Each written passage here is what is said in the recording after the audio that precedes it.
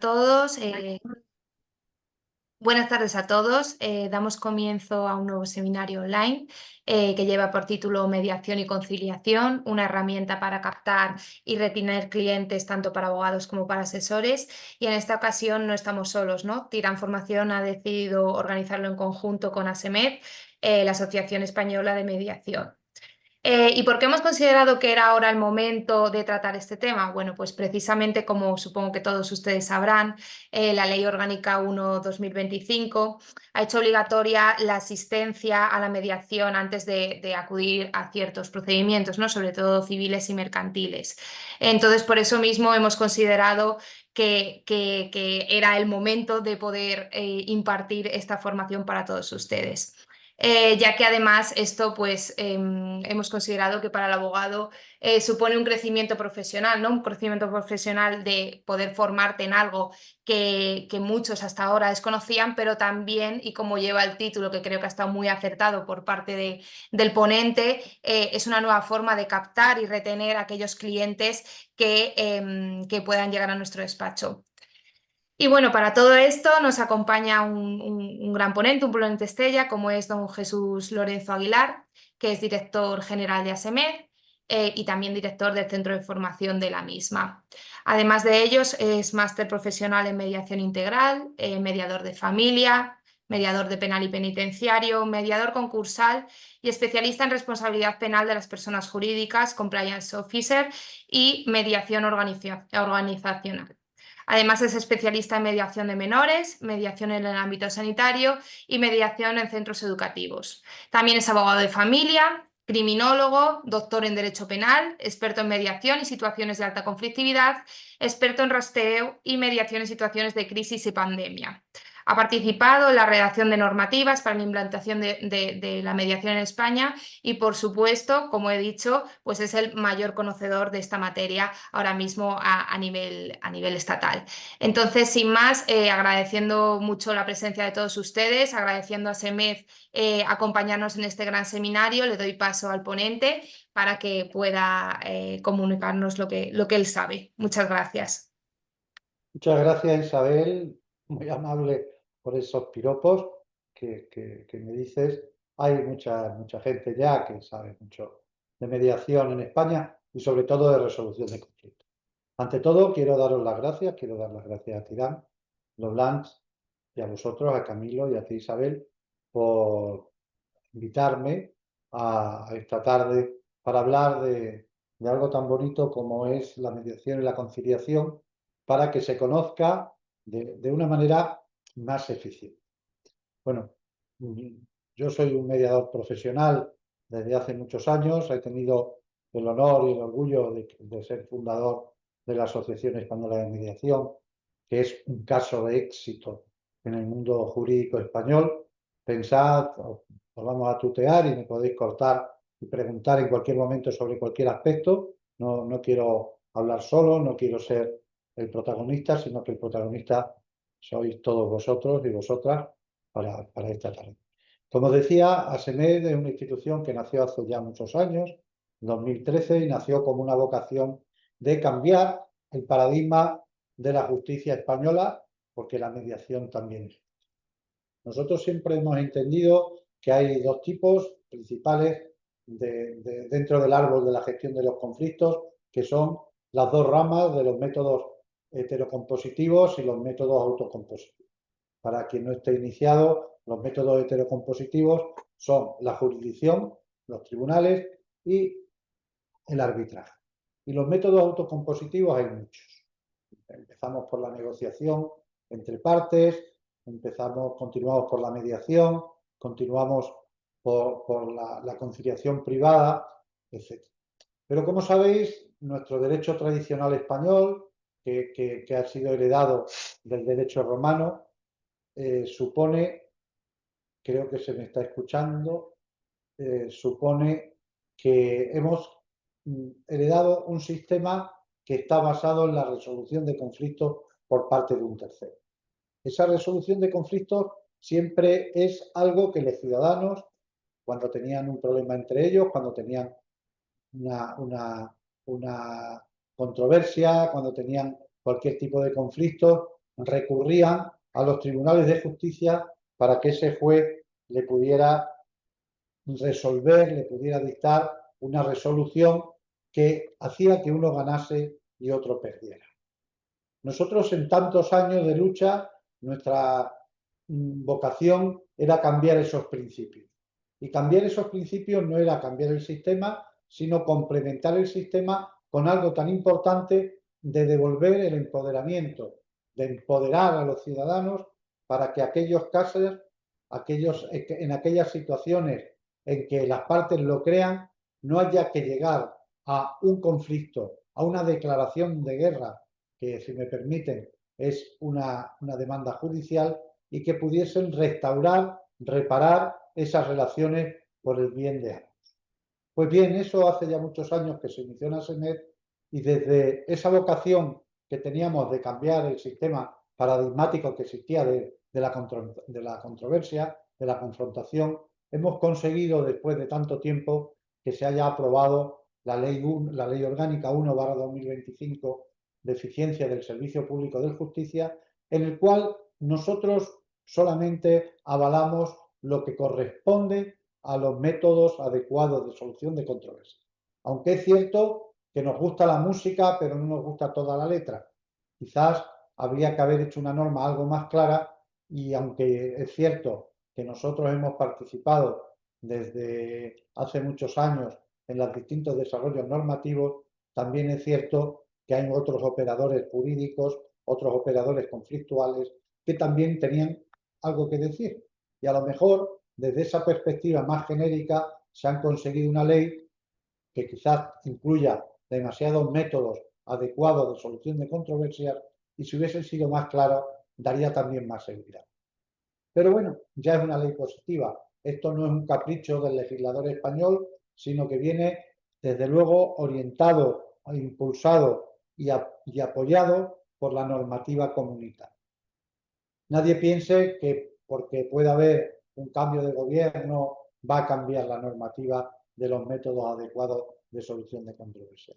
No creo que sea así, no creo que vaya a conseguir eso, porque los métodos adecuados de solución de controversias, sobre todo la mediación y la conciliación, ya están muy apoyados, con muchos pies en el suelo en otras normativas, en otras legislaciones, en otros métodos, en otros modos de hacer justicia en la Unión Europea y en nuestro derecho internacional, etc.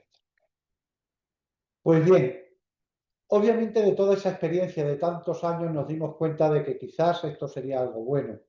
Los tribunales de justicia, como todos ustedes saben, están colapsados, y no hay peor justicia que una justicia lenta.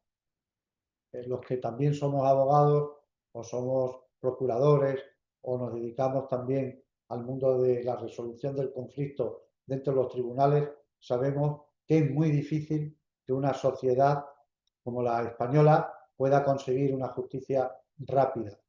Y no digo ya rápida, dentro de un plazo razonable. Últimamente, en los últimos años, sabemos que hay más de 3 millones de procedimientos civiles y mercantiles, que es lo que regula esta ley, y en España solo se pueden resolver aproximadamente la mitad, 1,5 millones de procedimientos. Cada año se deja un 50% de los procedimientos que entran para el año siguiente. Pero claro, este sistema de lentitud es algo que no es estructural, perdón, que no es puntual, sino que es estructural.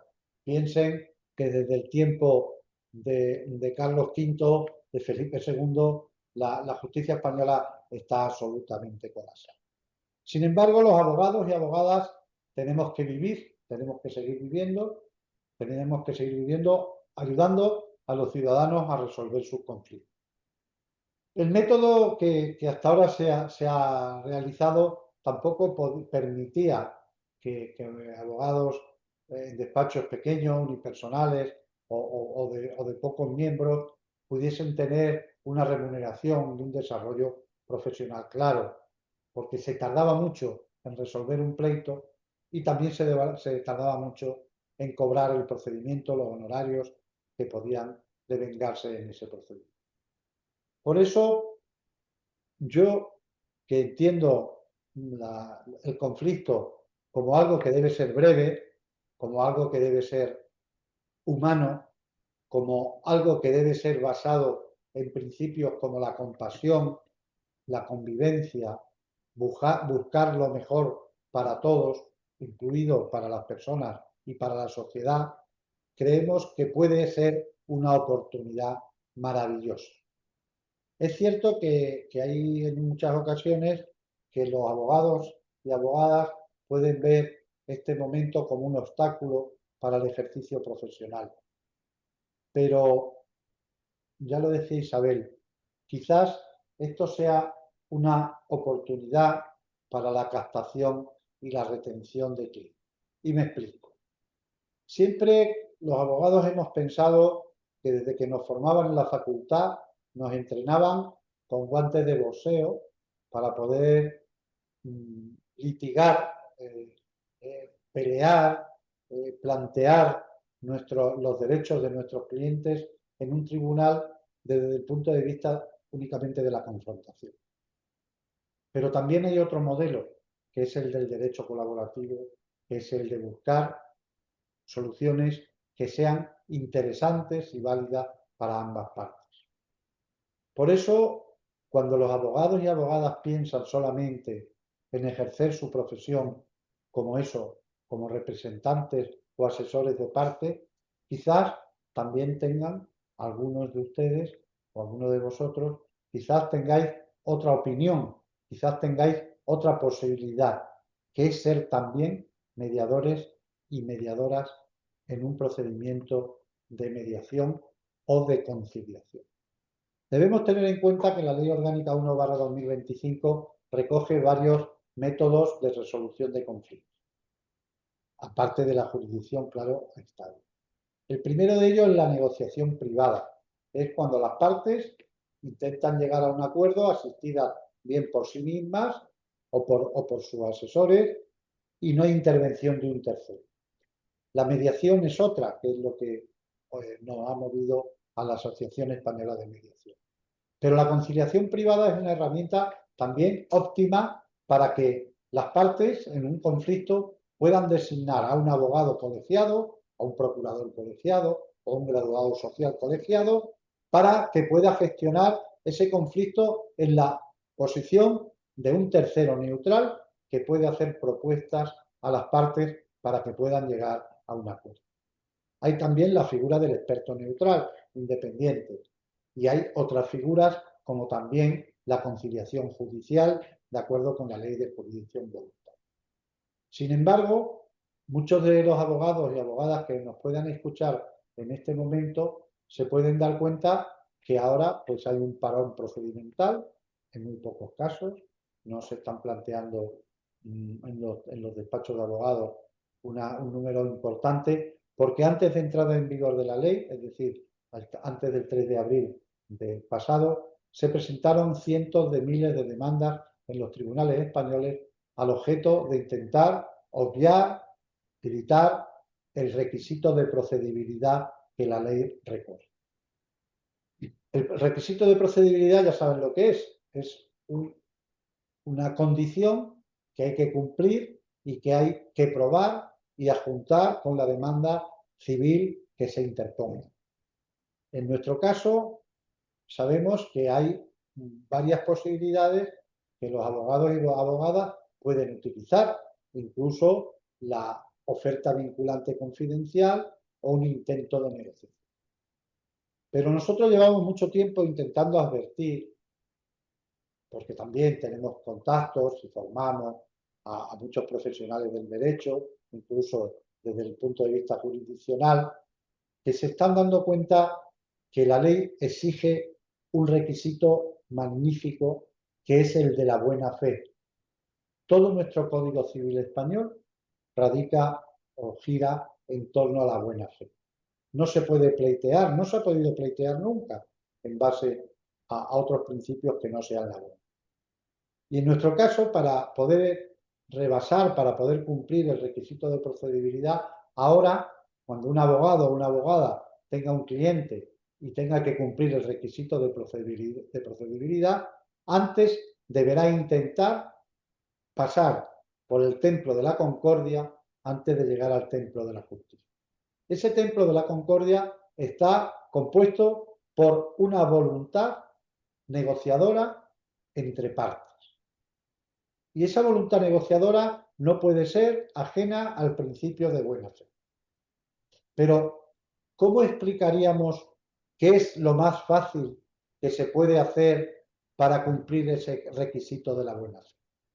La buena fe, en el caso del requisito de procedibilidad que exige el artículo 9 de la Ley Orgánica 1/2025, se puede intentar cumplir de dos partes: autogestionando la buena fe de nuestro cliente o depositando esa buena fe en la figura del tercero neutral. Y me explico. Si nosotros gestionamos la buena fe de nuestros clientes basada en nuestra propia autocomposición, es decir, somos nosotros los que vamos a decidir qué método adecuado utilizamos que no sea el de un tercero neutral, el juzgado nos va a exigir que expliquemos y demostremos que hemos actuado la buena fe. ¿Por qué? Porque la buena fe en la Ley 1, la Ley Orgánica 1/2025, no se presupone. No se presupone. Hay que explicar en la demanda y hay que adjuntar a la demanda todos los documentos que demuestren que actuamos de buena fe. Y si para el letrado de la Administración de Justicia esa autodemostración de gestión de la buena fe no le parece oportuna, nos van a inadmitir la demanda. Sin embargo, hay una figura en España desde la Ley 5/2012 que es la de la institución o la figura del mediador o mediadora como un tercero neutral independiente que gestiona esa buena fe de las partes para que quien tiene un conflicto pueda solicitar un intento de mediación, ya ahora también de conciliación, con la otra parte, con la que tiene el conflicto.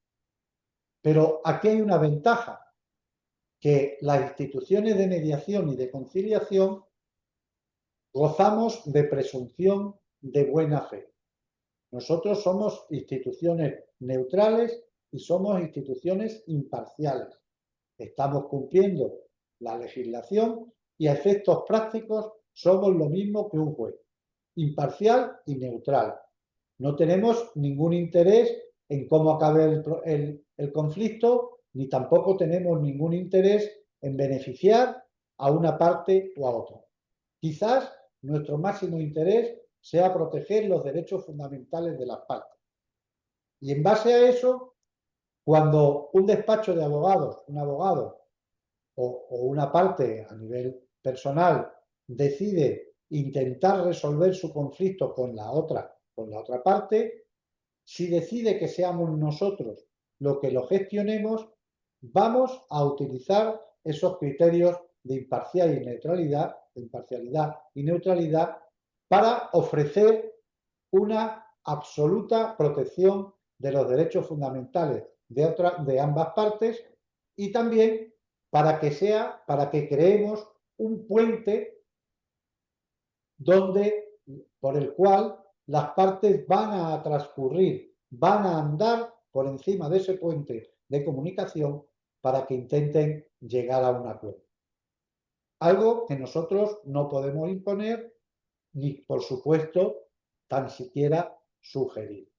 Somos comunicadores, somos personas técnicas en aspectos de comunicación y lo único que vamos a darles un entorno seguro, un entorno jurídicamente protegido para que puedan manifestar lo que ellos crean hasta poder encontrar un punto de encuentro. Esto es algo que parece aparentemente muy simple, pero tiene una gran complejidad. Los mediadores y mediadoras somos profesionales formados en distintas técnicas de comunicación, aparte de nuestro origen. Yo soy jurista, pero también tenemos psicólogos, también tenemos médicos, también tenemos trabajadores sociales, tenemos economistas, etcétera, de todas las ramas de conocimiento, porque así lo recoge la Ley 5/2012. Y en esa labor necesitamos a muchas personas más. Por eso siempre intentamos animar a los profesionales, sobre todo del mundo jurídico, para que formen parte de nuestros equipos. Pero no lo hacemos simplemente porque queramos vender un curso. Desde luego ASEMED ni Tirán Leblanc, que es quien gestiona, digamos, la matriculación de los alumnos y la Asociación Española de Mediación, con nuestros profesionales y profesores la imparten. Nosotros necesitamos profesionales de gestión, profesionales que aprendan y que no solo quieran tener un título, un diploma colgados de la pared. Por eso, los asesores, los abogados, tienen un campo de desarrollo importantísimo en esta nueva profesión que aparentemente nueva, la digo entre comillas, ya se conformó en su estatuto profesional en el año 2012. Al final es mirar en 360 grados. Al final es que cuando soy abogado actúo con los principios y el estatuto que tiene la abogacía, pero cuando soy mediador o soy conciliador, he aprendido otras cosas, otras técnicas que me permite también gestionar, en este caso, los conflictos. O ser árbitro, también soy árbitro de derecho, y siendo árbitro gestiono y dicto laudos como si fuese una sentencia. Pero debemos tener en cuenta que lo principal es que sepamos cuáles son las distintas diferencias de los distintos métodos de resolución de conflictos extrajudiciales que existen ya en nuestra legislación. Pues bien, en este caso, y la razón de esta webinar, es explicarles a aquellas personas que estén interesadas que pueden fidelizar a sus clientes de su despacho, que pueden retener a sus clientes de su despacho, pero teniendo muy claro algo, que no vale que yo reciba a un cliente como abogado y luego quiera ser su mediador, o viceversa. La figura del mediador es una figura muy interesante porque nos genera, nos da, nos otorga una gran cantidad de facultades que antes desconocía. Debemos entender que tenemos una toga cuando ejercemos en los estrados y cuando somos mediadores, en nuestro caso, tenemos un chaleco tipo ONU en la espalda y aquí delante pone que somos mediadores. Este trabajo ya lo llevamos haciendo muchos años, entre otros ámbitos y en otros escenarios en las cárceles españolas. Desde el año 2014 firmamos un convenio con la Secretaría General de Instituciones Penitenciarias donde nos dedicamos a resolver conflictos en el ámbito del derecho penitenciario, en la convivencia entre internos, entre presos.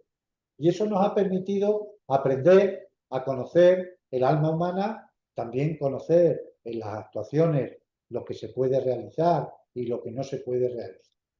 Y ahora, fíjense ustedes, o fijaos, que estamos en un momento donde estamos formando ya a presos, a internos de cárceles, como facilitadores procesales para que sean ellos mismos los que intenten ayudar o los que intenten gestionar esos conflictos entre la población reclusa.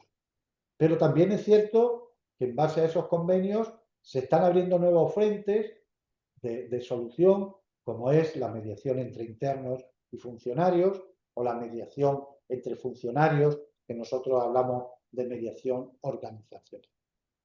Imagínense ustedes que en sus despachos grandes o pequeños, tuviesen una sección de mediación donde ustedes les puede entrar un cliente como mediador, perdón, como ustedes mediadores, donde les solicitan que gestionen su conflicto no en su función de abogado o de abogada, o de procurador o procuradora, sino la función de que ustedes son mediadores. Y eso también supone la generación de recursos económicos que, desgraciadamente, el estado actual y la situación actual de los juzgados impide que muchas veces puedan vivir o que podamos tener unos ingresos dignos y sobre todo los más jóvenes. Por eso les digo que hay que buscar, hay que profundizar en estas nuevas oportunidades. Yo les voy a poner un ejemplo. Miren, en el derecho anglosajón, del cual bebe la figura del mediador, de la justicia restaurativa, ningún abogado o abogada que se precie desconoce la gestión de los procedimientos de mediación. Nadie. Hay tribunales en el mundo anglosajón que ni siquiera permiten acceder a la barra, por ejemplo, a la barra británica, en los tribunales británicos, sin haber llegado antes a intentar un acuerdo de mediación. No, no puede ser. No, no lo permiten los tribunales. Ahora es cierto que también nos estamos dando cuenta de que los tribunales españoles en esta primera fase se están poniendo muy duros con no sé si aquí habrá abogados que hayan presentado demandas y que se la hayan inadmitido por no haber cumplido el requisito de procedibilidad. Ya se están dictando, incluso se están poniendo en algunos casos muy serios, lo cual, ni más ni menos, que es cumplir la ley que tenemos otorgada y la cual, también les digo, en lo que se refiere al capítulo 1 de la Ley Orgánica 1/2025, había y hay un consenso de todos los partidos políticos de manera prácticamente segura. Y en este caso, nosotros hemos dado un paso más. Y hemos dado un paso más intentando otorgar esa seguridad jurídica también a los profesionales. La Asociación Española de Mediación es la primera institución de España en el ámbito de la mediación. Forma parte del Foro de Mediación del Ministerio de Justicia, del cual fue también institución fundadora. Tenemos 3 vocales en el foro, en el Consejo Asesor y Consultivo del Ministerio de Justicia. También tenemos programas en el Ministerio del Interior, en otras comunidades autónomas. Y nos hemos dado cuenta que hay en esta función que facilitar a los profesionales que quieran ejercer también como mediadores su labor. Por eso, cuando llegamos al acuerdo con Tirando Blanc para formar a los ciudadanos y ciudadanas profesionales que cumplan con los requisitos legales previos, que son tener por lo menos formación profesional superior o un título de graduado o licenciado o ingeniero o médico o trabajo social, se puedan realizar en esa formación para que puedan ejercer la profesión inscribiéndose en el Ministerio de Justicia, porque la mediación es una titulación oficial, y luego que se les pueda encomendar esa labor profesional como mediador, mediadora o conciliador o conciliadora. Pero vamos también un poquito más allá. ¿Por qué? Porque nos hemos dado cuenta de que esa misma labor se puede realizar en nuestros despachos personales. Por ejemplo, imagínense que a cualquiera de ustedes les entra un asunto, le encomiendan un asunto como abogado y tiene que cumplir el requisito de procedibilidad que la ley impone. ¿Y dónde recurre? Porque obviamente, si usted es abogado, no puede o abogada, no puede ser mediador o mediadora, porque eso sería una trampa y probablemente incurriría en responsabilidad probablemente muy importante. Pero ASEME lleva ya, desde que se inició la ley, poco antes de la ley, con programas colaborativos. Es decir, si usted es un abogado o una abogada y es mediador o mediadora porque se ha formado y en su procedimiento que le encomiendan actúa simplemente como abogado, pues usted puede recurrir a la institución de mediación, en este caso a la Asociación Española de Mediación, para encomendarle la gestión de esos procedimientos. Obviamente usted nunca va a ser mediador o mediadora en ese procedimiento, porque usted conoce al cliente, a su cliente le conoce y la ley de mediación prohíbe que pueda actuar como mediador, pero sí actúa como abogado. Desde luego, siempre ASEMED va a nombrar un mediador o mediadora neutral e imparcial para que gestione el procedimiento. Pero ¿qué ocurrirá cuando usted, además de ser abogado, en otra faceta es mediador o mediadora y también está inscrito en nuestro registro? Pues habrá otros abogados que estén en la misma situación que usted y cuando recurran a ASEMED podremos designar a esos mediadores o mediadoras que no tienen nada que ver en ese contrato. Son abogados cuando tienen su cliente y son mediadores con los clientes de los demás. Ya procuramos nosotros que ustedes conozcan bien la ley y ya procuramos nosotros que cumplan ustedes la ley y que no haya ningún tipo de desviación de poder, que no haya ningún tipo de corrupción, porque tienen que aplicar los protocolos que ASEMED ya mantiene desde hace muchos años.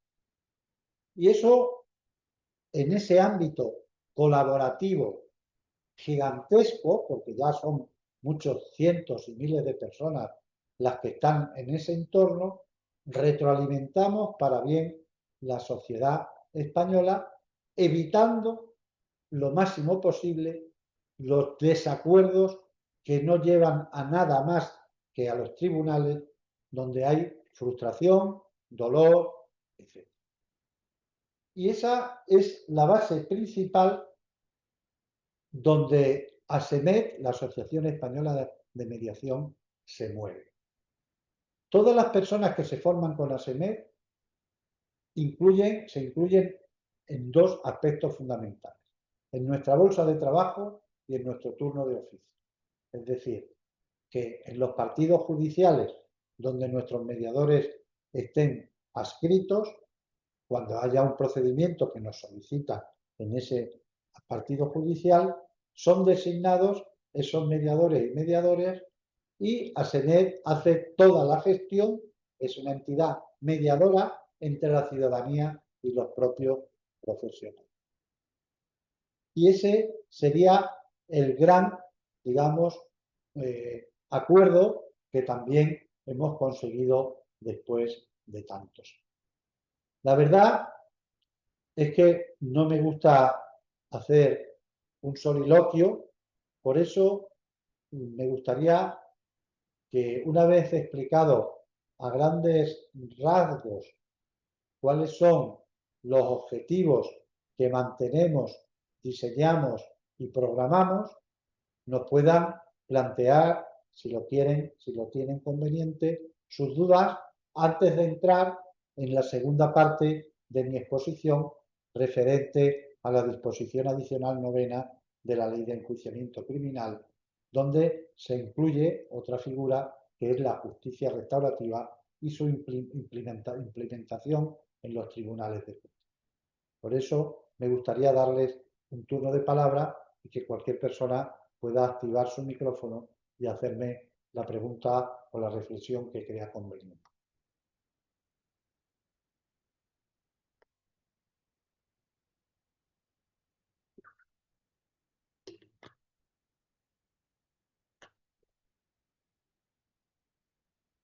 No sé si, Camilo, si hay alguna pregunta, porque yo no Sí, veo. sí, ¿se me oye bien? Sí, don Gregorio, a su Sí, disposición. muy buenos días, muy buenas tardes, perdón.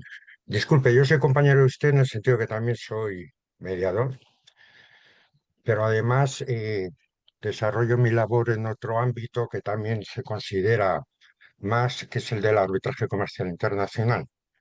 Entonces, Ujú. yo tengo varias preguntas o varias puntualizaciones, si le parece correcto. La primera de ellas es que en España, a pesar de que la ley 1.25 va a obligar o ya está obligando a participar de la mediación, el español es muy desconfiado en los métodos más, sobre todo por dos cuestiones. Primero, porque desconoce cómo se procede y en segundo lugar por las cuantías. Cuando las cuantías son muy elevadas, normalmente las partes prefieren acudir a una figura que en principio transmite una imagen de mayor seguridad, entiendo, como puede ser el arbitraje. Porque el arbitraje al fin y al cabo es una más, pero en realidad la función del árbitro es prácticamente la misma que la de un juez. Entonces, en ese sentido, también habría que matizar, entiendo yo, qué sucede con los acuerdos parciales, porque se puede llegar simplemente a un acuerdo parcial. ¿Qué sucede con la parte que no se ha resuelto? Y por último, porque no me quiero extender, el requisito de procedibilidad del que usted estaba hablando, yo hay una cuestión que tengo una duda importante, y es respecto a los procesos iniciados anteriormente a la entrada en vigor de la ley, ¿eh? Antes de la ley y no sujetos a esa exigencia, si se han iniciado pero no están concluidos, se pueden someter voluntariamente por las partes a la ley o tienen que seguir el procedimiento voluntario de sometimiento a la mediación. Eso sería todo.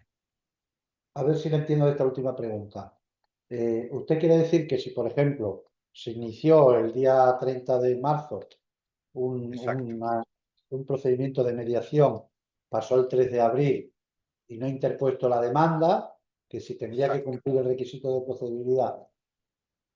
Eso quiere Sí, decir. en ese caso se podría someter a Bueno, los requisitos de la ley o tendría que seguir en ese ámbito. Es más, se trata realmente de los procedimientos iniciados pero no concluidos.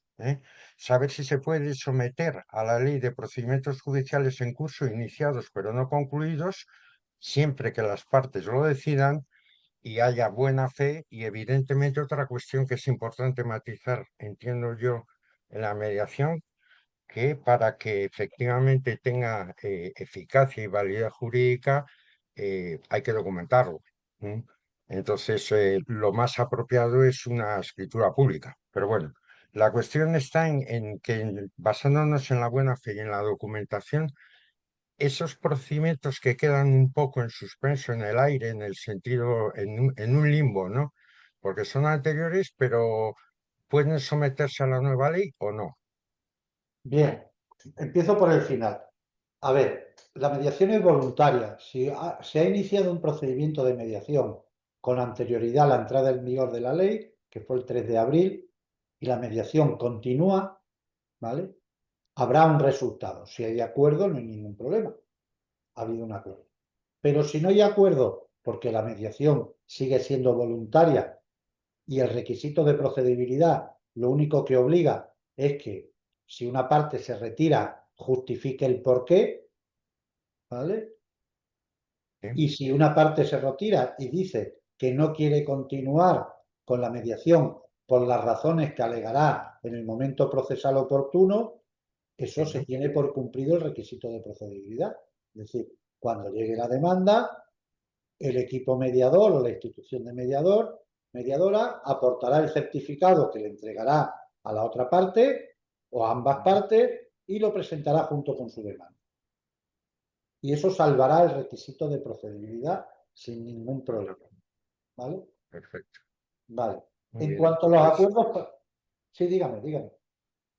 no, pero discúlpeme, discúlpeme. Es que lo que le comentaba es que yo creo, por la experiencia que he tenido en distintos casos, que realmente la desconfianza está no solamente, le he dicho, cuando las cuantías son elevadas, sino en el hecho de que la contraparte sí es cierto, que es autocomposición, que hay que evitar el conflicto, todas estas, digamos, en el ámbito teórico, todos estos fundamentos son razonables y son lógicos, pero a la hora de la verdad, lo que cuenta es que si yo me someto a una mediación, tengo que pensar que la contraparte en cualquier momento puede abandonar el procedimiento. Obviamente, si Esa es esto la parte que yo veo negativa, o por no, lo bueno, menos de riesgo. bueno, es que no sé, es que a ver, ya el Tribunal el Tribunal Europeo de Derechos Humanos ya resolvió eso. A ver, lo que se reconoce o se conoce como voluntariedad mitigada es Ujú. simplemente el intento de lo que decía la exposición de motivos de la ley. Antes de ir al templo de la justicia, hay que pasar por el templo de la concordia. Pero iniciar un procedimiento de mediación o conciliación no obliga a ninguna de las partes a que lo acabe contra sus intereses. ¿Vale? Entonces, si sus intereses no coinciden con la propuesta de acuerdo que hace con la otra parte, se puede negar a continuar con el proceso de mediación y marchar o litigar en los tribunales. Porque también debemos tener en cuenta que hay una figura importantísima. Usted imagínese que ha habido un solicitante que le propone a usted como solicitado y le dice que usted le debe 100.000 euros. Y usted contesta que solo le debe 50.000. Pero el solicitante insiste en que quiere los 100.000. ¿Vale? Y usted como solicitado dice que no, porque solo, según sus cuentas, le debe 50.000. Ahora, ¿qué puede hacer? Y se va de la mediación. Y usted dice, no quiero continuar la mediación, o incluso el mediador o mediadora puede decir que, visto la posición que tienen las partes que están tan alejadas, en base a las facultades que le otorga la ley de mediación, da por finalizado el procedimiento de mediación. Y emite un certificado para cada uno. Lo normal es que quien solicita la mediación sea el demandante, pero no tiene por qué.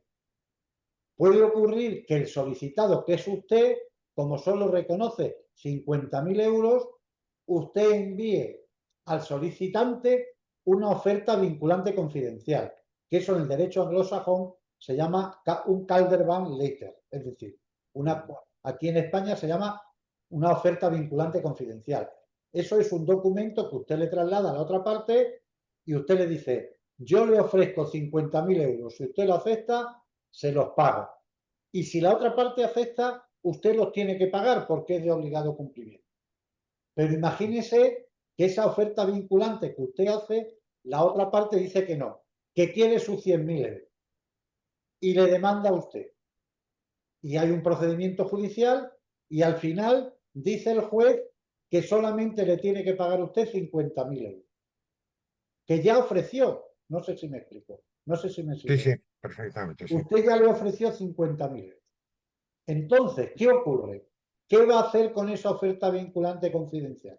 Pues mire, el Calderbank Letter, que es una construcción jurisprudencial, permite, y en España se ha transcrito tal como es, que como usted ofreció 50.000 euros, el demandante no lo ha querido aceptar, ha ganado el pleito, pero usted no le va a tener que pagar las costas, porque usted ya le ofreció lo que el tribunal le ha reconocido. Sí, lo ves. Vale, entonces, Perfecto. eso hace que haya una exoneración del pago de las costas. Porque también debemos tener en cuenta que cuando uno es experto en la normativa de los MAC, se puede utilizar para unas cosas la mediación, combinarla con una figura de la oferta vinculante confidencial o incluso, en muchos casos, parar una mediación para quedar con la figura del experto neutral independiente, sobre todo en aquellos casos donde los conflictos son de índole técnica. ¿Vale? Se puede abrir y cerrar. Yo, por ejemplo, a mis alumnos me gusta hablarles del informe pericial dentro del procedimiento de mediación, que es una postura que es dentro de la mediación, pero utilizamos la figura de un experto neutral. Lo que pasa es que usted ya sabe que el experto neutral independiente que realiza un informe pericial solo es vinculante para las partes si ambos lo aceptan. Si uno no lo acepta, no es vinculante. Entonces, todos estos métodos, toda esta panoplia de posibilidades, hace que se den muchas ventanas, que se abran ventanas y muchas ventanas para conseguir buscar el método idóneo. Pero mire, le voy a decir más, don Gregorio. Es que, a ver, yo he participado en el desarrollo de esta ley y yo la entiendo que no hay números clausos, que hay números apertus. Es decir, que un mecanismo de negociación, llámese mini-trial, llámese una conferencia de liquidación, llámese como se llame, porque hay muchos métodos, además, dentro de estos procedimientos, también son idóneos, ¿vale? Lo que pasa que hay que darlos la fórmula correcta, el protocolo correcto, ¿vale? No lo podemos, o sea, cuando estamos, hablo más claro, cuando estamos haciendo una mediación, si yo soy mediador, debo saber qué es una mediación y las partes deben saber qué es una mediación. ¿Eso qué supone? Que la mediación es un método autocompositivo donde un tercero neutral e imparcial ayuda a las partes a resolver su conflicto, pero no puede hacer propuestas de acuerdo. Y un conciliador es lo mismo, pero sí puede hacer propuestas de acuerdo. ¿Vale? Entonces, si hago una mediación y mis clientes, mis partes, porque al fin y al cabo son clientes que te pagan, dentro de la imparcialidad y la neutralidad. Si ellos están y saben que están en un procedimiento de mediación, no hay ningún problema.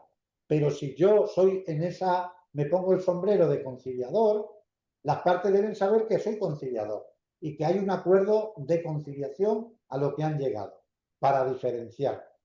Y si me contratan como experto neutral porque voy a hacer un informe, porque soy perito en una materia, deben saber, y yo lo debo saber, que yo hago un informe dentro del instituto jurídico de la figura del experto neutral independiente. No sé si queda claro. Perfecto, lo he entendido perfectamente. No quiero absorber el tiempo, pero una última No, no, es pregunta. muy interesante Cuando lo que hay un usted. acuerdo de mediación parcial, ¿qué sucede con el resto si ha entrado ya en vigor la ley que preceptivamente obliga a las partes a participar de una mediación antes de ir a la vía judicial? Es decir, ¿se puede ir a la vía judicial solamente sobre los aspectos abordados a los que no se ha llegado a un acuerdo? Perfectamente. Además, la ley de mediación, la ley 5/2012, lo recoge expresamente. Voy a ir más allá.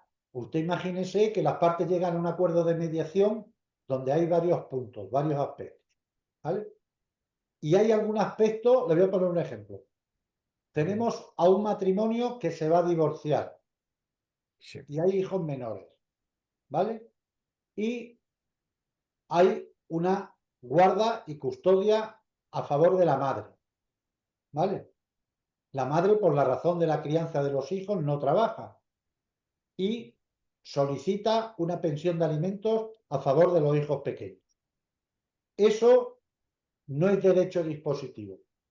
Y piense que también puede pedir o puede solicitar una pensión compensatoria porque ella se ha dedicado a alimentar a los hijos, a cuidarlos, mientras el marido, el padre, se ha dedicado a su desarrollo profesional. Bien, pues en este caso imagínese que en ese acuerdo de mediación la madre renuncia a la pensión de alimentos de los hijos y renuncia a su pensión compensatoria. Pues la renuncia de los alimentos de los hijos sería nulo. Ese acuerdo no lo vincularía, porque no se puede renunciar a los alimentos de los hijos porque no es derecho dispositivo. Pero sí puede renunciar a la pensión compensatoria. Por lo cual, ese acuerdo sería válido respecto a la pensión compensatoria, pero nulo respecto a los hijos. Con lo cual, podría llegarse a un acuerdo para esa pensión compensatoria, pero los alimentos de los hijos se podría dirimir en un tribunal de justicia. No sé si me he explicado. Perfecto. Perfectamente, muchísimas gracias. Ya no le ¿Vale? molesto. De todas las maneras, la primera pregunta que usted hacía en cuanto a la cuantía muy elevada, le digo que la experiencia que tenemos desde el 3 de abril es muy alentadora, porque se están realizando muchas mediaciones de cuantías elevadas, de miles de euros, incluso de cientos de miles de euros. Y se ¿Sabe qué están sucede? En llegando, el ámbito, quizás, disculpe, quizás en el ámbito internacional hay matices, ¿no? Sobre todo en el ámbito empresarial, en el desarrollo de cuestiones litigiosas mercantiles, ¿no? Ahí oh, ya no se está hablando solamente de cuantías, sino de empresas que se encuentran en países diferentes y entonces genera, primero, no un rechazo, pero no hay una predisposición inicial a acceder a los MASC. No No, sé si mire, está usted de acuerdo. no, es que la experiencia me dice otra cosa. Nosotros en ASEMEN se están realizando todos los días mediaciones. A ver, hay alguien, hay que silenciar a alguien. Si podéis silenciar. Ah, vale. La sorpresa que nos estamos llevando es que grandes empresas con grandes cuantías o con cuantías importantes de miles, de muchos miles de euros, están resolviendo sus conflictos con mediación y están llegando a acuerdos. Sobre todo, lo que sí es cierto, y usted tiene razón, cuando son empresas, es decir, conflictos entre empresas. Una eléctrica con una empresa que consume electricidad y han tenido un desencuentro y se deben 200.000 euros de consumo, no se han pagado, no sé qué, y están llegando a acuerdos. Fíjese. Algo porque, claro, no tenemos datos. Aquí, en nuestro mundo conflictual, estamos aprendiendo actualmente todos. Pero sí es cierto que se está haciendo más mediación ahora mismo en procedimientos de cuantías medias y altas que en las bajas. Y por una razón, porque son cuando son cuantías muy pequeñas, si por ejemplo es un deudor que le reclaman 800 euros, pues dice, no voy a llegar ni a acuerdo, que me demanden, ya alegaré lo que tenga que alegar. No nos olvidemos, no nos olvidemos que cualquier persona que no tenga recursos y que reciba una solicitud de mediación o sobre todo una oferta vinculante confidencial mayor de 2.000 euros tiene derecho a un abogado de oficio, ¿vale? Si no tiene recursos. Y ese abogado de oficio lo tienen que poner las comunidades autónomas. O sea que eso es algo que también hay que tener en cuenta. Muchas gracias, don Gregorio. Muchísimas gracias por sus aclaraciones. Muy, muy amable usted. ¿Alguna pregunta más?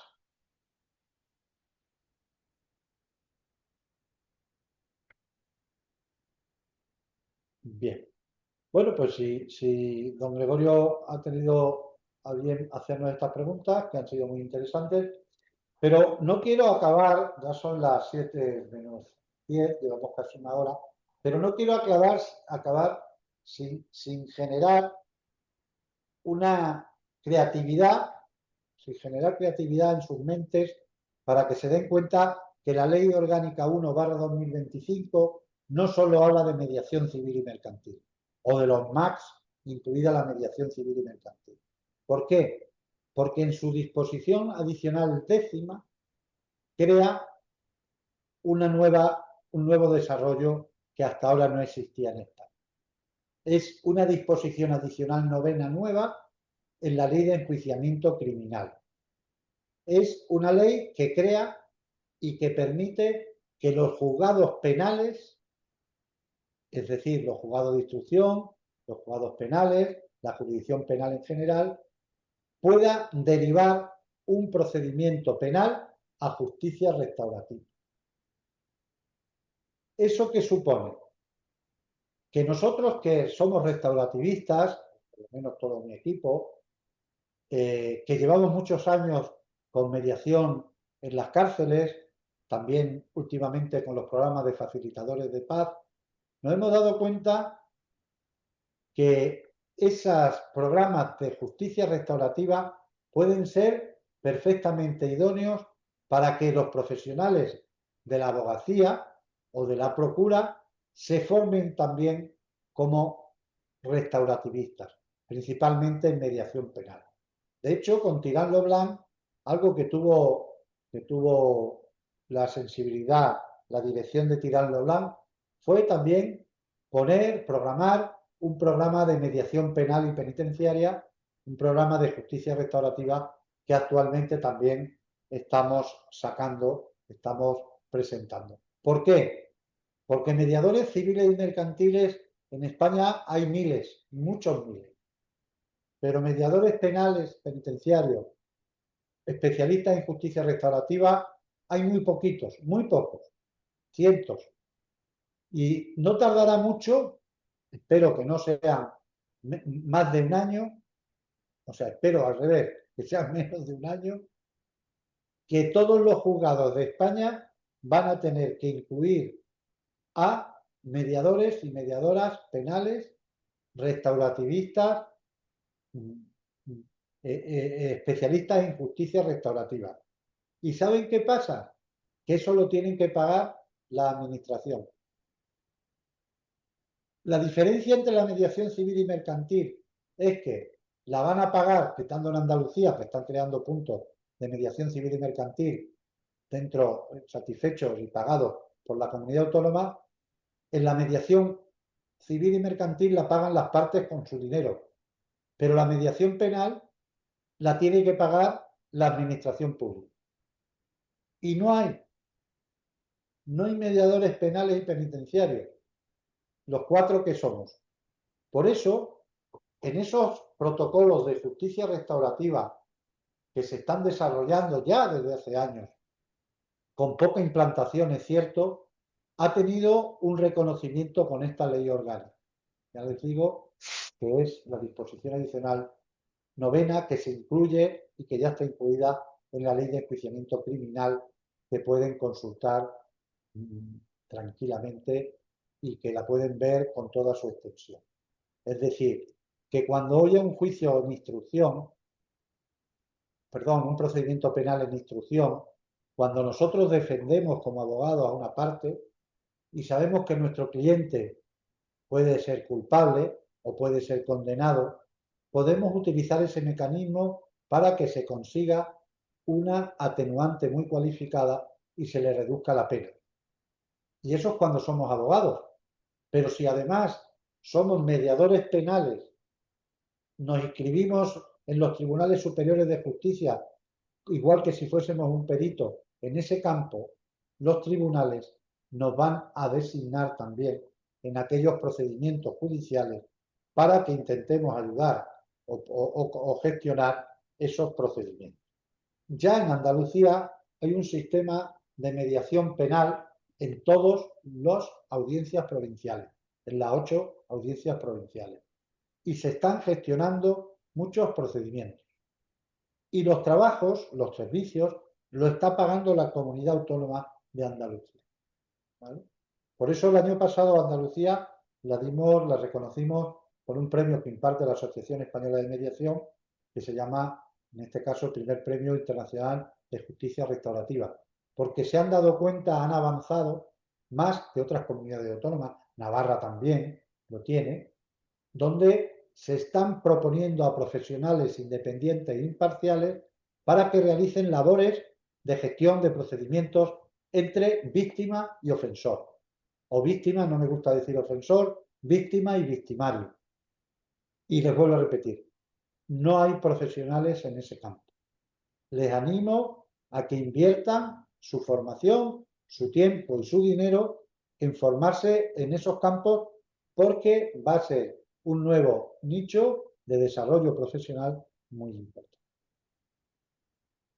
Pues yo, por mi parte, quería comunicarle eso, aunque se había puesto en la webinar que era 1 hora y media, yo voy a hablar 1 hora y ahora estoy a disposición de todos ustedes si tienen a bien, porque no quiero cansarles, no quiero que me digan que soy un pesado, porque yo me animo con estas cosas y siendo muy puntual, a las 6, quedan 2 minutos, voy a acabar y voy a estar atento a las preguntas y que ustedes realicen.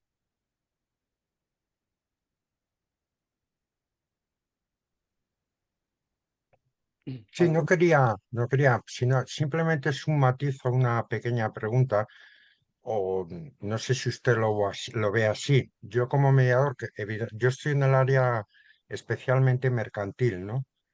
Porque soy consultor de empresa y entonces pues es mi área de actividad profesional. Pero sí es cierto que la mediación, entiendo yo, después del tiempo que llevo desarrollando estas tareas, es fundamental abordar cursos de psicología, que yo creí que era digo, para entender un poco a las personas, en los procedimientos, pues siempre se ha recomendado y al final me he dado cuenta de que es cierto. No sé si está usted de acuerdo con que eso ayuda mucho, Claro, facilita claro. mucho el procedimiento. Claro, a ver, es que un buen mediador o mediadora debe ser un especialista en comunicación. Y una de las cosas importantes, nosotros, por ejemplo, en la formación que impartimos, además de técnicas de mediación, técnicas de derecho, también hablamos de comunicación no violenta. O sea, nunca un mediador o una mediadora debe dominar la comunicación no violenta. Es decir, que no se genere en ninguna de las partes ni miedo, ni vergüenza, ni culpa. Pero nosotros también formamos en etiquetamiento de emociones, que es una técnica de desescalada importante para gestionar, utilizarla. Muchas de ellas vienen del campo de la psicología. Yo, sinceramente, he tenido la suerte de que, bueno, yo hice hace años un máster en psiquiatría forense que me ha valido también para conocer las posiciones o las posturas que, que puede haber, que puede haber a la hora de gestionar un procedimiento. Pero eso no solo es algo, a mi juicio, voluntario. Yo es que creo que es obligatorio para un mediador. Y sobre todo también de saber desde el principio de equilibrar la primera obligación que tiene un mediador, aparte de la neutralidad, la imparcialidad, la confidencialidad, es saber equilibrar también un proceso. Y también tenemos que saber detectar muchos aspectos de una persona que puede estar en un momento de desequilibrio emocional que puede impedir a que pueda prestar su consentimiento de una manera correcta, porque esté bajo la influencia de un shock o porque tenga algún tipo de patología psicológica, volitiva, etcétera, etcétera. Y tener una formación en psicología es un plus, es algo magnífico, ¿no? Pero igual que también los que son especialistas en psicología y son mediadores, deben conocer el mundo del derecho, ¿vale? Todo se complementa. Y en eso, obviamente, tiene usted totalmente la razón.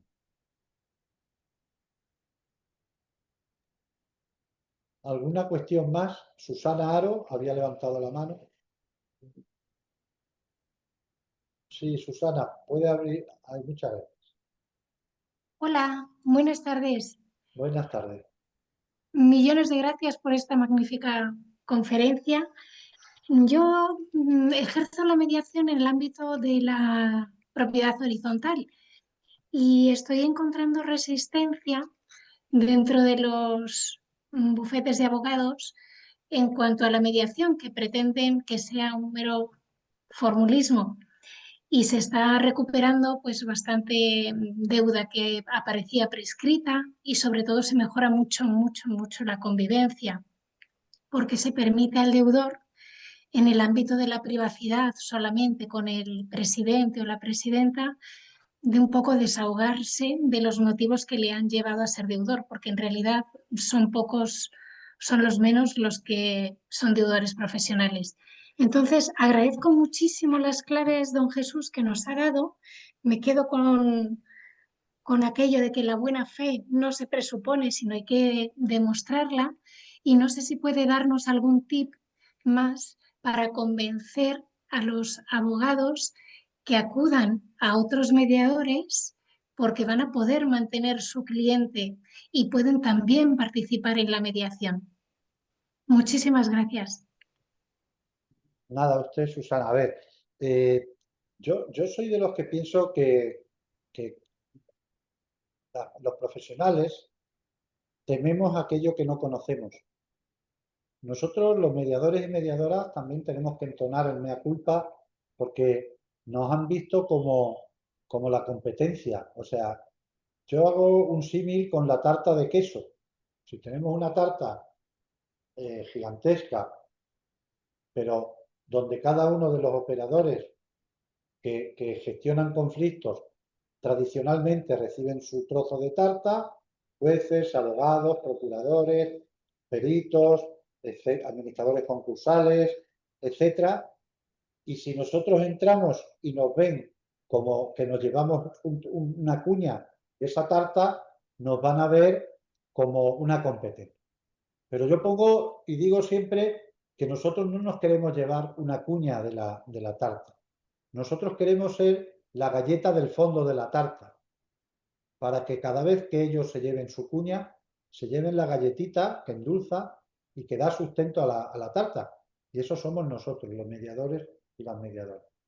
Y eso lo tenemos que hacer explicándolo bien a los abogados, a las abogadas, que se den cuenta que hay otro modelo de justicia y que desde luego nosotros no solo nos dedicamos a resolver conflictos, nos dedicamos a ventilar emociones, a restaurar relaciones, lo que ha dicho usted hace un momentito, ¿no? Cuando un deudor que tiene un problema en un bloque de piso y con la administradora o el administrador del inmueble o del presidente llegan a un acuerdo, todo se calma, todo se mejora, le miran a uno mejor por el ascensor. Y ahí hay mucho también que saber técnicamente. Hace poco nosotros enviamos desde ASEMED, desde Medata, que es la herramienta de mediación de formación continua y base de datos, enviamos un documento de don Vicente Magro que había realizado sobre lo que suponen los MACs y las repercusiones que tienen propiedad horizontal. Y todo eso, si los abogados se diesen cuenta y lo viesen con detenimiento, se darían que mejorar la convivencia en una sociedad como la nuestra, tan frustrante, tan frustrada, tan conflictuada, donde los conflictos los tenemos por la mañana cuando nos sentamos ante la televisión, y a lo mejor hay otra manera, y sobre todo porque debemos tener en cuenta, y eso sí es un tip que quiero regalarle, es que la compasión humana está muchas veces por encima de otras cosas. Y el ser compasivo, la mediación lo trae, es reconocer a la otra persona como un igual. Y ahí quizás nos falta mucho camino para llegar al camino, al fin por lo menos que deberíamos llegar. Muchísimas gracias. Sí, tuve la ocasión de asistir a la conferencia de Vicente Magro que dio al Consejo General y efectivamente él también apuntaba que hay algunos puntos, algunas áreas, pues por ejemplo la impugnación de un acta en la que es difícil. Pero me estoy encontrando, sin querer acaparar, ya es lo último que comento para que otros compañeros puedan hacer sus preguntas. Nos estamos encontrando con que hay administradores de fincas que hacen pues ofertas vinculantes y ofertas vinculantes que son confidenciales y cómo podemos invitar a la mediación cuando a lo mejor la parte contraria no contesta y no contestan por desconocimiento, o si contestan justo al límite y contestan que quieren otro medio de resolución de conflicto o contestan con otra propuesta. ¿Cómo podríamos ahí intentar decirles a los compañeros administradores de fincas y compañeros abogados, intentar que el más adecuado dentro de propiedad horizontal, tanto para reclamaciones de cantidad como para cualquier conflicto que hay, con empresas también, ¿no? También hay conflictos con contratas, con inquilinos, etcétera, sea la mediación, porque yo estoy absolutamente convencida y enamorada de ello. Y ya no interrumpo más. Mil gracias, Jesús. No interrumpe, Susana, aporta, gracias. A ver, lo que sí está claro que muchas veces de lo que se llama la oferta vinculante confidencial vulnera los principios de buena fe que la ley exige, ¿vale? O sea, no hay una verdadera voluntad. ¿Qué está pasando con ese burofax que se envía como un intento de mediación, un intento de negociación, como si fuese una panacea para presentarlo con la demanda? Que en la mayoría de los casos lo va a desestimar los tribunales de justicia. O sea, tenga la completa seguridad que en la mayoría de los casos los letrados de la Administración de Justicia no van a admitir esos métodos. Lo que ocurre es que llevamos muy poco tiempo, hay un colapso muy grande en los tribunales de justicia por todas las demandas anteriores al 3 de abril y poco a poco irán desestimando. Ya están desestimando muchas, ¿eh? o sea, ya están desestimando muchas, que no están cumpliendo, están inadmitiendo muchos procedimientos por hacer un retorcer ese principio de buena fe que yo le explicaba. Al final, todas las redes sociales son rápidas y todo el mundo tiene constancia y conocimiento muchas veces de lo que ocurre. También piense que ese miedo que decíamos, y que es el título de esta webinar, ¿no? La mediación y la conciliación como herramientas de captación, pues bueno, pues ese temor muchos abogados lo tienen. Por eso muchas veces recurren a la conciliación judicial, cuando lo que están por no perder el cliente y sacarlo de su entorno, del entorno de su despacho, pues solicitan una conciliación judicial que va a tardar meses en resolverse, ¿no? También piensen que el dinero, como decía un profesor mío, es el animal más miedoso del mundo. Cuando se den cuenta que los costes, intereses, etcétera, etcétera, todas esas conductas están perjudicando a sus clientes, pues tengan que cambiarla. También hay que tener en cuenta que la ley recoge incluso multas para irresponsabilidad para los abogados que no asesoren convenientemente de acuerdo con la ley orgánica 1/2000. Pero el tiempo, llevamos mayo, junio, estamos 3 meses y yo creo que cuando pase el verano y llegue ya el último trimestre, las cosas van a cambiar.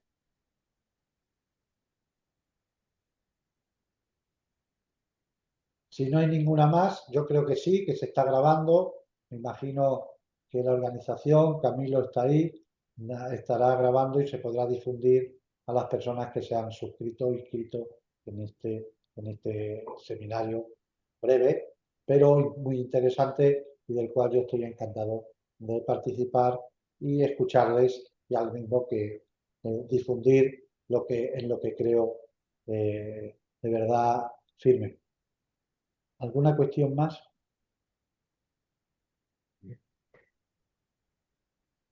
Pues entonces, nada más agradecerles su presencia y darles las gracias por estar. Hemos sido poquitos, pero la calidad obviamente muchas veces es mejor que la cantidad. Camilo, tienes la palabra si quieres. Muchas gracias, don Jesús, por su excelente presentación. Recuerdo a los asistentes a este seminario que una vez cierren la reunión de la aplicación Zoom, automáticamente se les arrojará una encuesta que pedimos amablemente la puedan responder. Bueno, y así damos por finalizado el seminario Mediación y Conciliación, herramientas de captación y retención de clientes para abogados y asesores 2025, organizado por Tirán Blanche. Damos una vez más las gracias a don Jesús y a todos los presentes y los esperamos en otra jornada de Tirán Formación. Que tengan buenas tardes y hasta pronto. Muchas gracias y un placer Gracias. y un abrazo para todos y todas. Igualmente, que tengan buenas tardes. Muchísimas gracias.